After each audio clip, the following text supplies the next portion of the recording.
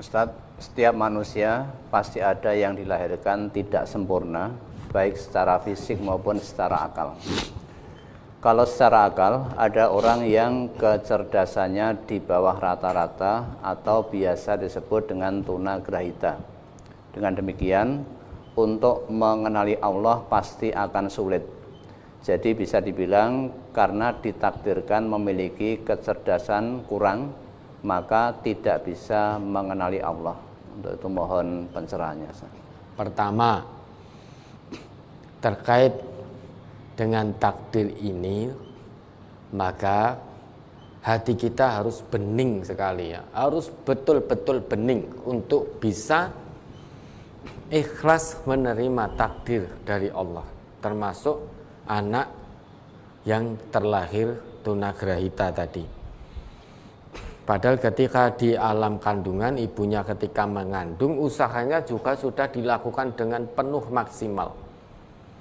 Kontrol rutin ke dokter, makan makanan yang bergizi, bervitamin dan lain sebagainya, dengan tujuan agar ibu dan anaknya nanti ketika lahir sehat. Itu yang diinginkan oleh manusia. Namun Allah ternyata berkehendak lain. Ketika lahir tunagrahita, bukan hanya tunagrahita, ya, mohon maaf, nuwun sewu, ya. Banyak pula yang terlahir dalam keadaan, mohon maaf sekali, dalam keadaan tidak sempurna, alias cacat, baik cacat fisik maupun cacat mental.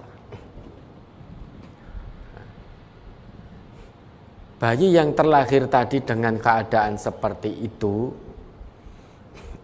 takdir mubrom, ya.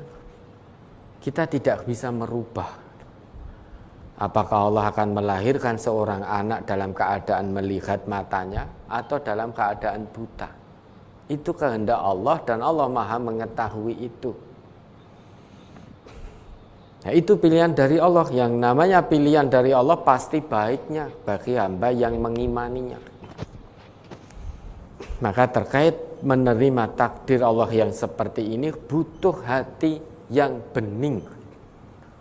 Jangan dilandasi dengan nafsu. Butuh yang bening. Oh, ternyata lahir tunagrahita. Nah, banyak kebaikan yang ternyata Allah sudah siapkan. Oh, dengan anak saya lahir tunagrahita, saya lebih bisa fokus memperhatikan anak saya, memberikan pendidikan yang lebih baik, mendampinginya dengan yang lebih santun, lebih lemah lembut lagi. Banyak kebaikan yang Allah siapkan pada anak ini, agar saya bisa berbuat kebaikan dalam mendidik dan mengajar anak-anak saya yang tunagrahita. Namun kalau menerima takdir seperti ini dilandasi nafsu, nanti akan kufur. Akan kufur. Maka seolah-olah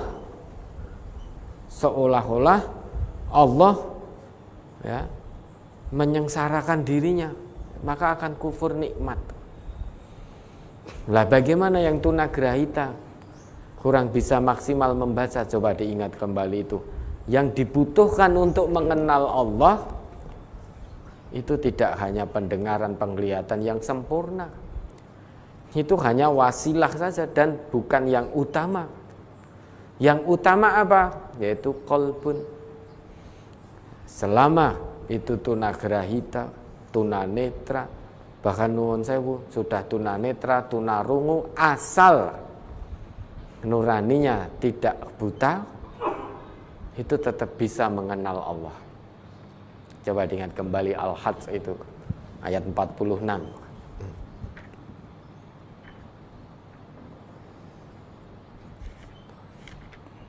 Surat Al-Hajj nama surat 22 ayat 46. Afalam yasiru fil ardi fatakuna lahum qulubun ya'qiluna biha aw azanun yasma'una biha fa innaha la ta'mal absar walakin ta'mal qulubul lati fis sudur. Maka apakah mereka tidak berjalan di muka bumi, lalu mereka mempunyai hati yang dengan itu mereka dapat memahami, atau mempunyai telinga yang dengan itu mereka dapat mendengar, karena sesungguhnya bukanlah mata itu yang buta, tetapi yang buta ialah hati yang di dalam dada. Apa manfaatnya kalau mata melihat namun tidak bisa paham ketika melihat tanda-tanda kebesaran Allah, baik yang kauniyah maupun ayat-ayat qauliyah? Matanya bisa membaca ayat-ayat Allah, matanya bisa membaca hadis-hadis Rasulullah, namun mata hati yang ada di dalam dada buta, tersumbat, tertutup, sehingga tidak paham apa yang dibaca dan dilihat oleh mata yang di kepala dari ayat-ayat Allah, dari hadis-hadis Nabi, dari hamparan ayat-ayat kauniyah yang ada di sekitarnya. Dia bisa melihat dengan matanya, namun mata hatinya buta, sehingga tidak bisa mengenal Allah. Maka tidak ada manfaatnya. Mata di kepala bisa melihat, namun mata di dalam hati ternyata tersumbat, tertutup, buta.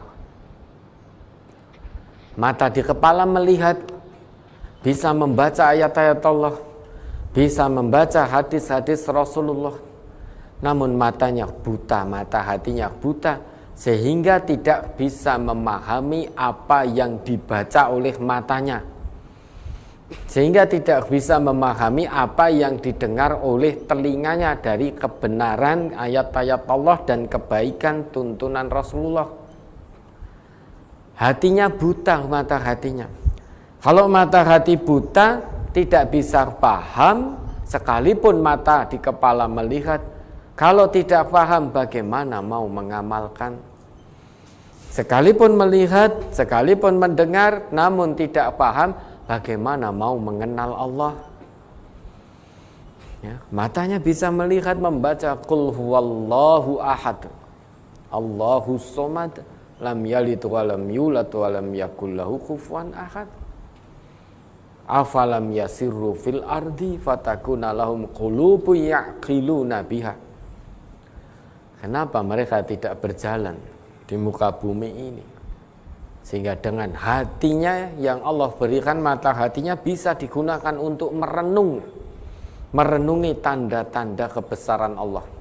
Semua tanda kebesaran Allah ada di sekitaran kita, terhampar begitu nyata. Bagi mata normal bisa melihat. Jangankan yang ada di kanan, kiri, depan, belakang kita, atas, bawah kita. Apa yang melekat pada diri kita pun sebetulnya kita bisa merasakan. Bagi mata hati yang melihat, bisa merasakan, bisa mengenal Allah. Sekalipun mata tidak melihat, telinga tidak mendengar, namun mata hati masih terbuka, sebetulnya kita merasakan kehadiran Allah, mengenal Allah. Apa yang melekat pada kita? Contoh, mata di kepala buta, telinga tidak mendengar, namun kita bisa bernafas. Coba, Allah tidak tentukan, artinya kadar oksigen yang berapa yang harus kita hirup bukan kita yang menentukan, tetapi Allah. Tanpa kita sadar, ternyata oksigen yang dengan bebas Allah sediakan bisa kita hirup kapanpun dan dimanapun juga. Bagi yang mata hatinya melihat, itu bisa mengenal Allah. Bisa mengenal Allah. Karena hati ini untuk merenung, untuk berpikir. Kenapa di sini saya duduk di sini juga tetap bisa menghirup oksigen? Oksigen tidak hanya Allah tempatkan di pojok sana. Kalau hanya Allah tempatkan di pojok sana, niscaya kita akan rebutan duduk di sana. Kita tidak mau duduk di sini. Karena di sini tidak dapat oksigen. Tidak bisa menghirup oksigen dengan bebas, tidak bisa ambekan. Adanya hanya di pojok kanan, maka kita akan ke sana semua. Dempet-dempetan. Lah bagi yang mata hatinya terbuka, tidak buta, dengan itu bisa mengenal Allah. Namun kalau mata hatinya tertutup, buta, sekalipun mata melihat, telinga mendengar, dia tidak akan bisa mengenal Allah dengan apa yang dilihat oleh mata di kepalanya, dengan apa yang dilihat oleh telinganya. Dia tetap akan kufur, tidak kenal Allah. Lah tadi tunagrahita, ya, tunagrahita itu kesulitan membaca. Ya tahu Ustaz, tunagrahita itu tuh punya kekurangan dalam hal membaca, tidak seperti anak pada umumnya, maka tidak bisa mengenal Allah. Niku kan menurut jenengan tidak bisa mengenal Allah dengan maksimal. Kalau mata hatinya melihat, tidak buta, sekalipun tunagrahita tidak bisa baca, dia akan kenal Allah. Caranya bagaimana? Maka Allah akan turunkan, ya, melalui cara-cara yang dikehendaki oleh Allah. Nah, sekarang tunagrahita, ada sekolah-sekolah khusus tunagrahita. Maka tempatkan anak-anak tunagrahita pada tempatnya sesuai dengan porsinya. Jangan ditempatkan anak-anak tunagrahita di sekolah-sekolah biasa, karena guru-gurunya tidak ada yang ahli untuk mengajari putra panjenengan yang tunagrahita tadi. Mohon maaf, karena di sekolah biasa itu, ya, biasanya tidak ada guru yang ahli ngajari baca. Yang ada lama-lama nesu nanti. Gurune ngajari tunagrahita, ki kok ora iso-iso. Gurunya tidak mau memahami bahwa si anak adalah tunagrahita. Maka Allah sudah turunkan tempat-tempat yang pas. Likulli maqalin maqamun wa likulli maqamin maqalun. Tiap perkataan ada tempatnya, tiap tempat ada perkataannya. Kalau panjenengan serahkan anak yang tunagrahita ke sekolah-sekolah biasa, maka itu menyerahkan kepada tempat yang tidak ahli di situ, karena tidak ada keahlian. Yang punya keahlian ngajari tunagrahita memang adalah sekolah-sekolah yang khusus di situ mengajarkan tunagrahita. Tunagrahita bukan berarti tidak bisa hafal Quran 30 juz dengan mungkin, sangat bisa. Sangat bisa, dengan catatan ditempatkan pada tempat yang pas, yang memang di situ ahli dalam mengajari baca tulis, dalam mengajari tahfidz anak-anak yang memang berkebutuhan khusus. Kalau ditempatkan di sekolah-sekolah biasa, yang ada biasanya gurunya yang memang tidak punya keahlian untuk mengajarkan tahfidz kepada anak-anak yang berkebutuhan khusus. Tidak punya keahlian mengajarkan anak-anak baca tulis anak-anak yang berkebutuhan khusus, karena memang pendidikan yang ditempuh adalah untuk mengajari anak-anak yang tidak berkebutuhan khusus. Nah, tempat-tempat khusus inilah hakikatnya Allah kirimkan untuk anak-anak yang berkebutuhan khusus. Dengan itu lebih bisa mengenal Allah, dengan catatan mata hatinya tidak buta.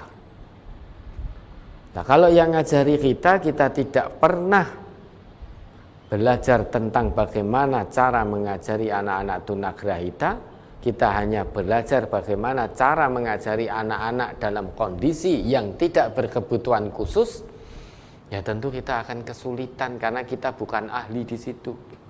Idza wussidal amru ila ghairi ahlihi fantadhiri sa'ah. Jika satu urusan diserahkan pada yang bukan ahlinya, maka tunggu kehancurannya.